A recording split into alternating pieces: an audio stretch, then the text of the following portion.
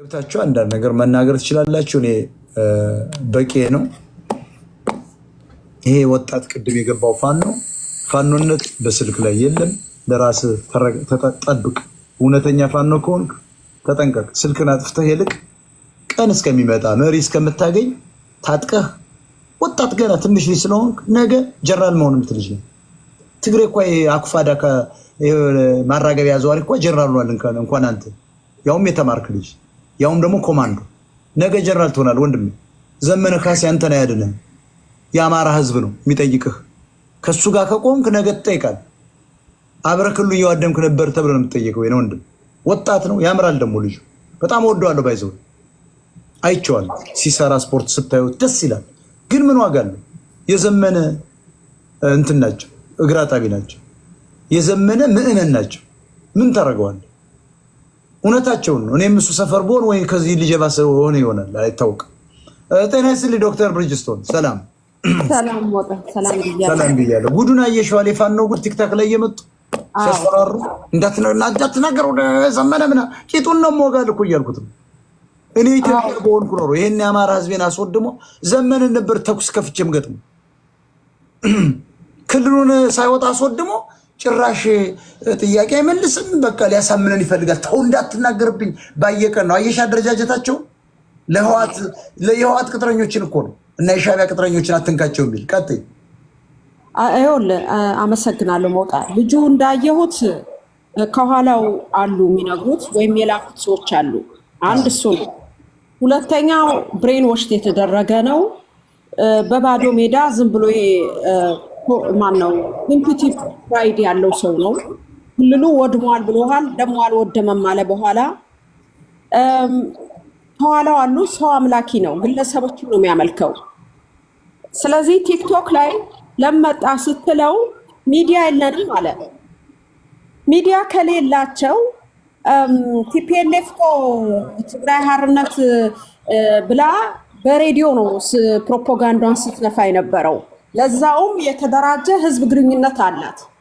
አየህ፣ ይሄ ራሱ ትልቅ ስህተት ነው። ፊቱን እያሳየ በሳፋሪኮም እየተጠቀመ ሚዲያ የለንም አለ። እንግዲህ አሁን እሱ ፋኖ ነን የሽምቅ ተዋጊ ነን ካለ ለምንድን ነው ህዝብ ግንኙነት የሌሉት? የተደራጀ ገብቷል። ይሄ ራሱ በራሱ ላይ ጎል አስገብቷል። አንዱ እሱ ነው። ብርጅስቶን አሁን እኮ ወጣት የሚያሳዝነው ፋኖ ነው ብሎ ራሱን እንደ መንግስት ፋኖ ሽብርተኛ ነው የሚባለው። ቢያሸንፉ እኮ አሁን ነብይ ይሄንን እኮ ይሰቅሉታል። በዚህ ቪዲዮ ብቻ የትም አያመጣ ይሰቀላሉ። ሽምቅ ተዋጊ ነው መሆን ያለበት፣ መታየት የለበትም። ቀጥይ። ደግሞ ይሄ ደብል ኤጀንት መሆናቸውን በራሱ ጊዜ ተናገረ። እንዴት ብትል ያውቃል 5 ኪሎ ሜትር ርቀት ላይ ያለ ነው ብሏል። አብይ ተቆጥ አይደለም ያውቃል ሲል ኤግዛክትሊ። ያ ማለት ምንድነው? አብረን ነው የምንሰራው እያለን ነው። ደብል ኤጀንት ነን እያለን ነው። አንድ እሱ ነው። ሌላው ሽምቅም መካና ማን ነው ኮንቬንሽን ነን አለ። ሁለቱንም ነን አለ። ሁለቱም ከሆናችሁ ለምንድን ነው ክልሉ የወደመው? ለምንድን ነው ክልሉን ጥታችሁ ማትወጡት ስትለው እኛ 4 ኪሎ የምናፈርሰው መንግስት የለም አለ። ታየሽ? አዎ እኛ 4 ኪሎ እኛ ለምን አለ መሰለ ወደ እንትን ወሰደው፣ እንደውም ወደ ግለሰብ ወግ ወሰደውና እኛ ምንጠላው ብሄር የለም አለ። አንድ እሱን ያዝልኝ። ያ ማለት ይሄ ፖለቲካል ይሄ የትግራይ ቲፒኤልኤፍ ሲመታ የትግራይ ህዝብ እንደሚለው እሷን ወስዶ ከህዝብ ከኦሮሞ ህዝብ ጋር ሊያላጋው ነው ጉዳዩን። ገብቷል። ስለዚህ ምንጠላው ህዝብ የለም ማለት ከዛ አለፈና ደግሞ ምናፈርሰው መንግስት የለም ማለት ሰው ምን ይሰራል? ይሄ ልጅ አሁን እኮ በራሱ ጊዜ ራሱ ምን ይላሉ ነጮቹ? ራሱ ሱሪው ላይ ኮለቋል ነው የሚሉ። በራሱ ጊዜ እግሩ ላይ ተኩሰዋል። ምን ይሰራል? ለምንድነው ከአንተ ጋር ለመሟገት የመጣው ስትል ኦል ኦቨር ለግለሰቦች ጠበቃ ሆኖ ተወክሎ አትንካቸው፣ አትናገራቸው ራስ አርበኛ እያለ ዩሪ ታደሰ የሚባል ውሪ ራስ አርበኛ ዘመነ ካሴ፣ ራስ አርበኛ ሀብቴ ወልዴ እያለ እንደሚያወራው እነኝን ራስ ብለናል፣ አንግሰናል፣ አትንካብን ነው በቃ እንትኑ መልእክቱ ይሄ ነው። ለዛ ነው ተው እያለ ሲናደድ ያየኸው። የተሞላው ነው። ጥይት ይዟል። አማራን ግደል ተብሏል ኦልሬዲ። እኛን የሚቃወመን ጭንቅላ ግንባሩን በር ተብሏል። አንተን ቢያገኝ እንደሚገል እርግጠኛ ነኝ። ለምን ብትል ልጁ ኦልሬዲ ተሞልቷል፣ ብሬኖች ተደርጓል። ኦኬ። ስለዚህ አሁን ምንድነው መፍትሄው ካልክ እነኝን እያሳደዱ ማጥፋት ነው። ምንም አይጠቅሙም ለአማራው ህዝብ። አማራው ሁለት ምርጫ አለው። አንዱ እነኚህ ቲፒኤልኤፍ እና ሻዕቢያን ተሸክመው የሚመጡትን የዚህ ይሄን ወጠጤ ሳይቀር ድራሻቸውን አጥፍቶ በአዲስ ኃይል በአዲስ የፋኖ ኃይል የምጽአት አማራ ፋኖ ጋር እየሰራ ወደ መንግስት የሚሆንበት በውጭም በውስጥም ያለን ሰርተን መጓዝ ነው። አሊያ ግን ግለሰብ አመልካለሁ ራስ አርበኛ እያልኩ ነው ተሸክሜ ከነፍርሳቸው ተወደዳለሁ ካለ ድሮኑን ረሃቡን ውድመቱን ይቻል ድምፅ አለ። ይሄ ነው ሁለት ነው እንግዲህ ምርጫውን ቅድም ነገርኩ። እንግዲህ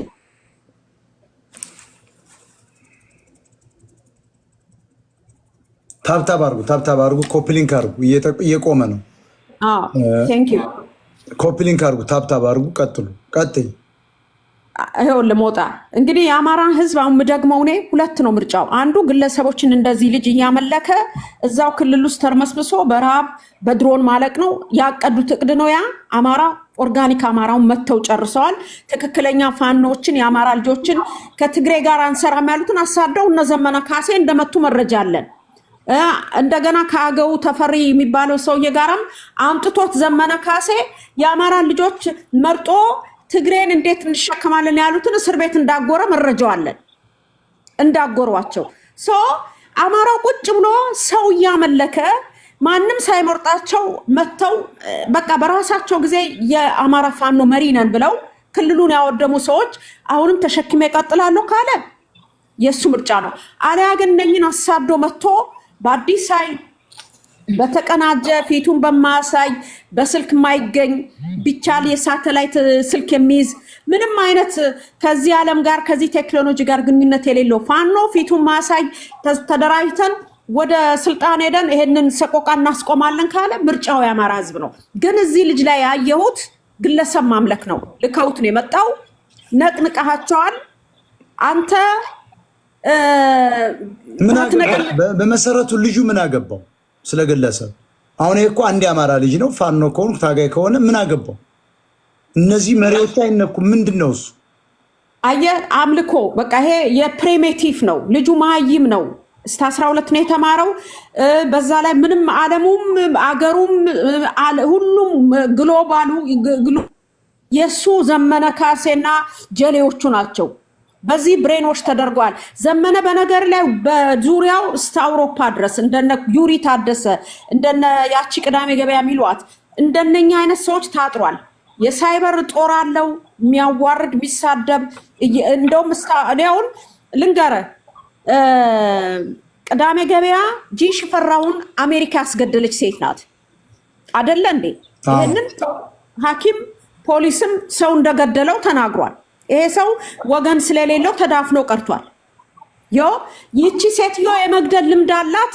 ለዚህም ነው ያንተን ወንድም ፎቶ አውጥታ ግደሉት፣ ይሄ ሰው የሚኖረው የሞጣ ወንድም ነው ያለች። በግለጽ ይሄ ዘመነ ነው ከኋላው ያለው፣ ዳኛው ዋለ ነው ከኋላው ያለው። ይኸውልህ እንደነኛ እንደዚህ እንደ ትግሬው ተሸክመውት ሚዞር ፊቱ የሚያሳየው ሰውዬ አብራ ነው የምትሰራው። እጅና ጓንት ገዳይ ቡድን ናቸው።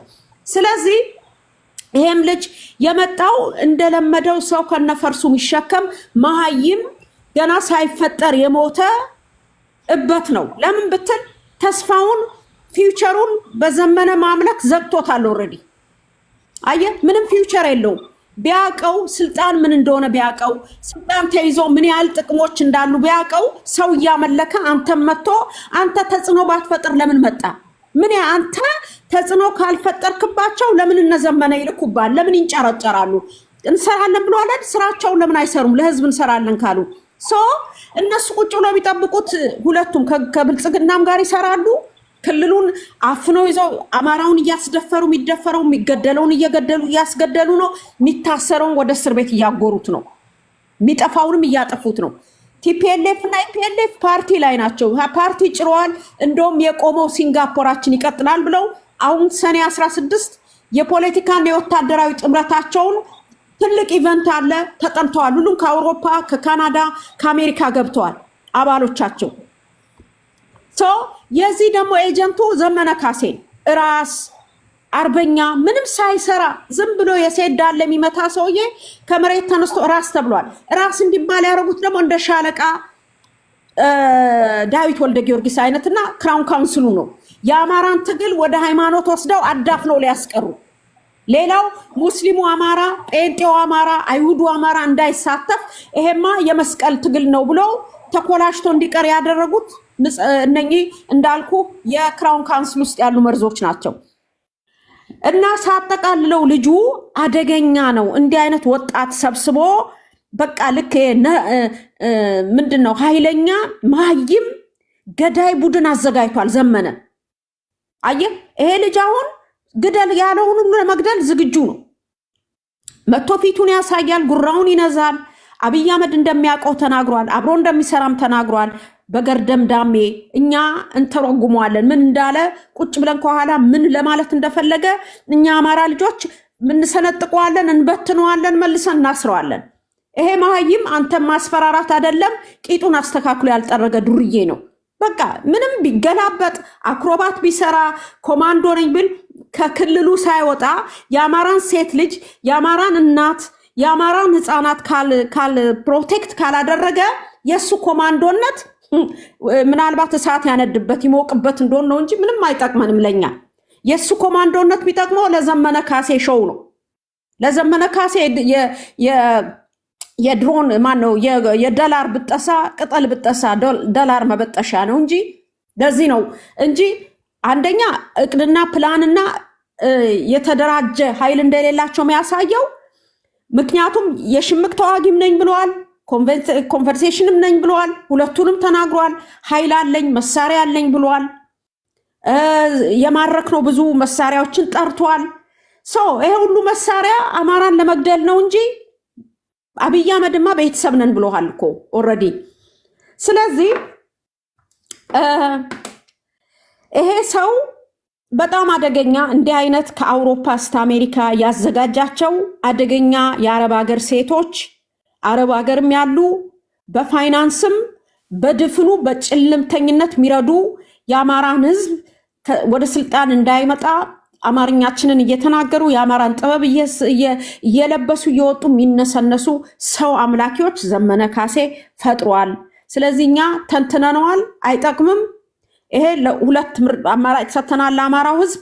እነኝን ለፍርድ ማቅረብ እንዳቃጠሉት በቁመና አቃጥሎ ማስወገድና ወደ ትክክለኛው ትግል መግባት። ከዛ ውጪ ግን አለማልቀስ፣ በቃ ራቡንም ሞቱንም ቁጭ ብሎ መጠበቅ ነው።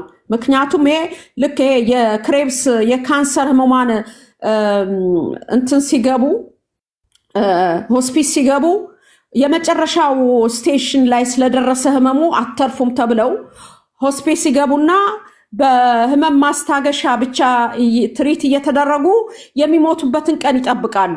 ይሄ ነው አማራው አሁን ቁጭ ብሎ የሚሞቱበትን ቀን ትግሬዎች መጥተው እንዲጨርሱት ራሱ የተደራጀው ኦነግ ቢያዴን እንዲጨርሰው ለሰዎች ኢሜጅ እየተጠነቀቀ የራሱን ልጆች እያስበላ እንደ ሆስፒስ በሽተኛ ሞቱን ቁጭ ብሎ እየጠበቀ ነው። ኢንፋክት እነኚህ ሰዎች 2 ዓመት ታይተዋል። ምንም ያመጡት ነገር የለም። ክልሉን አውድመዋል። ሴት እህቶቻችንን አስደፍረዋል። ህፃን ወንድ ሳይቀር ተደፍሯል። ከዚህ ውጭ ምንም ሊያረጉን አይችሉም። የጠላት ጎራ እንደሆኑ በራሳቸው በስራቸው አረጋግጠዋል። እነኚህን አንቅሮ ተፍቶ አሳዶ ይዞ ቢቻለው አስሮ አማራ እነኚህ ሰዎች አስወግዶ ለዚህ ይሄ ጩኸቱን ጫጫታውን ወደዛ ኢግኖር አድርጎ ወደ ስልጣን የሚመጣበት መንገድ ካልሰራ እንደዚህ አይነት አክሮባት የሚገለባበጥ ጎረምሳ እያዘጋጁ እያመጡ እኛ ምንፈራ መስሏቸው ቢያመጡ እኛ በእውነት ነው የምንል። ዘመነ በጣም እናዝናለን ይሄንን በመሞከር። አንተ ሀብቴ የምትባለውም ሰውዬ በጣም ፎልስ እንትን ያጋጥማችሁ። ፈሪ አይደለንም እኛ፣ እንታገላችኋለን። ምክንያቱም ስልጣን ምን እንደሆነ በስልጣን ውስጥ ሆኖ እንዴት ጥቅም እንደሚከበር እናውቃለን፣ አንብበናል።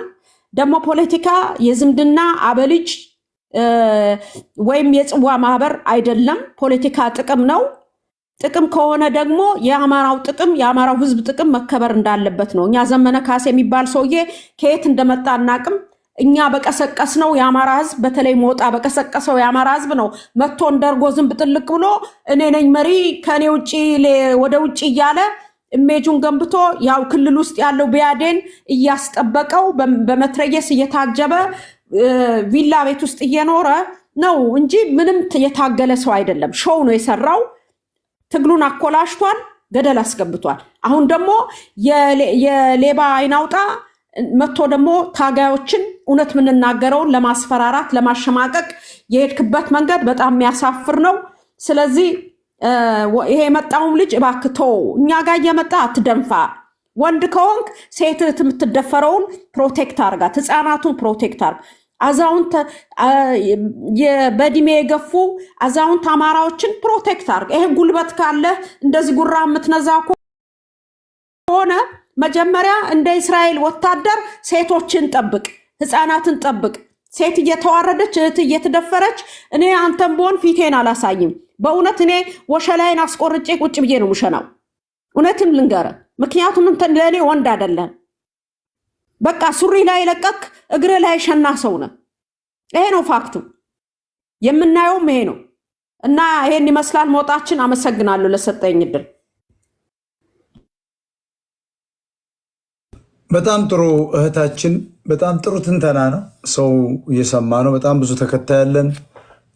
ሌላ የእኛም ፋኖች ከታች ሊኖሩ ይችላሉ። አንዳንድ ቦታ ማለት የፋኖ ቃል አቀባዮች ይኖራሉ፣ ያደርሷቸዋል መሳሪያ ልታጠቁና በቃ ህዝቡ ማወቅ አለበት።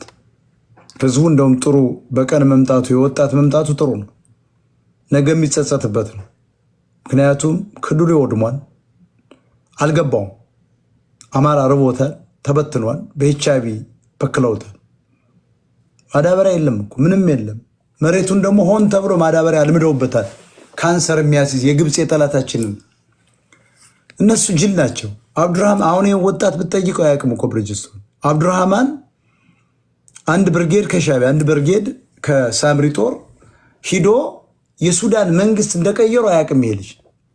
የዛሬ 8 ዓመት ዶክተሮችን አስነስተው ነው አይደለም እንደዚህ ያደረጉ። አሁን የዚህ ኢትዮጵያ ውስጥ ያለው የዶክተር እንቅስቃሴ የነጌታቸው አሰፋ መሆኑን ይሄ ልጅ ሊያውቅ አይችልም። የአብዱራህማን ራሱ ግብፅ መሆኑንም ነገራቸው። የግብፅ ደህንነት እንዳሰለጠነው መኮንን እንዳረጉት ግቦች ያ መረጃ የለውም እና አይገባቸውም።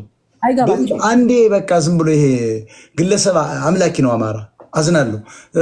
305 ባለሬ ቀጥይ። እሺ እንዴት ናችሁ ሁለታችሁ? ሰላም ብያለሁ። ሰላም።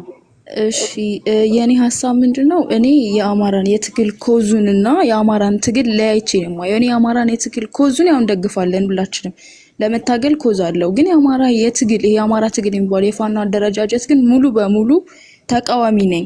ምክንያቱም ያው ኮዙን ሁላችንም የምንስማማበት ነው። የአማራ ህዝብ የትጥቅ ትግል ማድረግ አለበት። የቻለውን ማንኛውንም አይነት ትግል ይህን ስርዓት ለመጣል የሚደረግ ይሄ ማድረግ አለበት ብዬ አምናለሁ። ምክንያትም አለው ብዬ አምናለሁ። ግን የአማራ ፋኖ ወይም ደግሞ ይሄ የአማራ ትግል የምንለው መንገዱ አልስማማበትም። ሳይጸነስ ያጨነገፈ ነው ብዬ ነው ማምነው። አልተጸነሰም ሲጀመር ማለት ነው። እና ይሄ የፋኖ አደረጃጀት እኔ በእኔ ግምገማ መሰረት እንዳየሁት ከሆነ ማምነው የተለያዩ የአማራ ጠላቶች በተለያየ ካምፕ ያሉት የአማራ ጠላቶች በረጅም ገመድ ያሰሩት ትግል ነው። ገባ? አሁን አንተን ለምሳሌ በረጅም ገመድ ባስርክ አለ አይደለ ከኔ ቁጥጥር ስርም እንዳትወጣ አረጋለሁ፣ እንደፈለኩ ስብሃለሁ፣ ወደዛ ያረጋለሁ። እና ይሄ ሻዕቢያ ህወሓትና ኦነግ ሆኖ በረጅም ገመድ ያሰሩት ነው የአማራ ፋኖ። ያው አያውቁም ከስር ያሉት። አሁን የቅድሙ ልጅ አልፈርድበትም፣ ምክንያቱም አብዛኞቹ እንደዛ ናቸው። ከክፋት ላይ እንችላል ወይ ተልኮ ምናምንም አይመስለኝም፣ ግን አላውቅም ለምን እንደመጣ ምናምን። ነገር ግን አብዛኞቹ አስተሳሰባቸው እንደዛ ነው። ግን ከኋላ ያለው ነገር ለኔ የሚታየኝ ከመጀመሪያውም እንዳልኳችሁ አልተጸነሰም፣ ገና ዝም ብሎ የጨነገፈ ነው። ገና ምንም ነገር ሳይኖር ኮዝ አለን። ግን ደግሞ የትግል መንገዱን አይተው ከሆነ የጠላት መጠቀሚያ ነው። የሻዕቢያ የህወሓትና የአብይ ነው። ከመጀመሪያውም ወታደሩ በነሱ የታሰረ ነው።